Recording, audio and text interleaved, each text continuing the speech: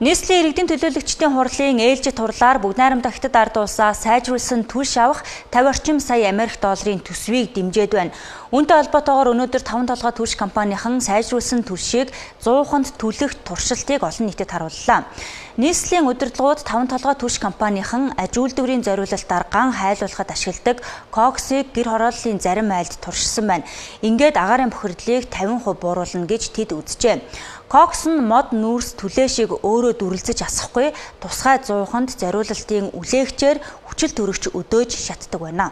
ТС телевизийн сурвалжлах баг 5 толгой түлш офицерт компани үйлдвэр дээрээс мэдээллийг хүргэж байна. Монгол Улсын засгийн газраас аж үйлдвэрт ган хайлуулахад ашигладаг одоо коксыг гэр хорооллын айлуудад туршсан байна. Энэ нь агаарын бохирдлыг 50%-аар бууруулна гэж үзжээ. Өнгөрсөн оны 8 дугаар сард эрчим хүчний сайдыг хутааг бууруулж эрчим хүчний их үүсвэрийг нэмэгдүүлэхэд анхаарч ажиллахыг ерөнхий сайд үүрэг болгожээ. Тэгвэл өнгөрсөн жилүүдэд утаа иргэдийн эрүүл мэндэд сөрөг нөлөө үзүүлэх болсон. Бага насны хүүхэд болон гэр бүлээрээ угаартаж амь насаа алдсан харамсалтай эргүүд гарсан. Тиймээс мэдээллийн буюу түүхийн эдийг хагас коксоор сольж үзэхээр туршсан байна. Тухайлбал 5 толгой түлш хувьцаат компани баруун үйлдвэр дээр хагас коксчсан мэдээллийн зэргийн туршилтыг хийлээ. Эрчим хүчний яам болон 5 толгой түлшний албаны мэрэгчлэтнүүд Хятад, Солонгос, Япон зэрэг олон улсын туршлагыг судалжээ. Ингээд Хятад улсад байгаа технологиг хэрэглэх шийдвэр гаргасан байна. Хагас коксцсан 80 тонн түлш импортлож баруун болон зүүн үйлдвэрт шахмал түлш үйлдвэрлэжээ. 97 удаагийн галлага хийж үр дүнг нь лабораторид шинжилүүлсэн гэдгийг албаны хүмүүс ярьлаа.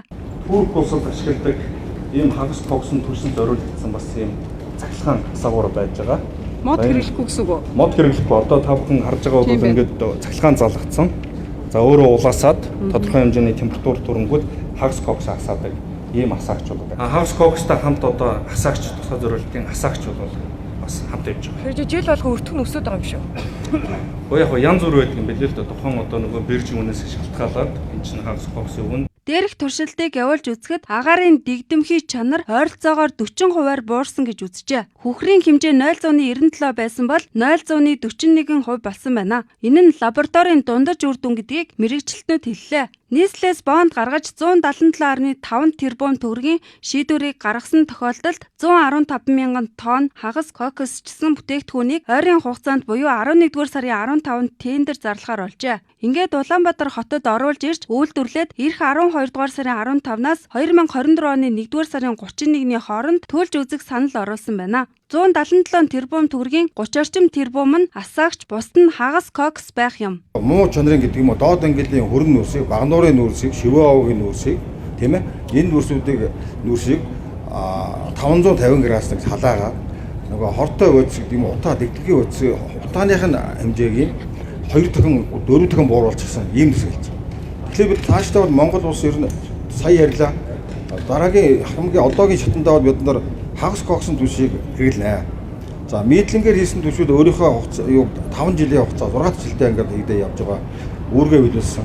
Утааны бохирдлыг 15-6 онд байсан 50% бууруулсан энэ. Яг энэ дээр төвшин дээр нэг тогтчихсон. Цаг уурын орчин шилгээний одоо сүүлийн 4 жил 5 жилийн дүгнэлтээр бол одоо яг эндээс яг ингээд огцсон хэмжээнд байвал мэдлэг үүргээ биелүүлсэн гэж үзээд дараагийн үеиштэнд буюу хагас коксын үеишт рүү орно.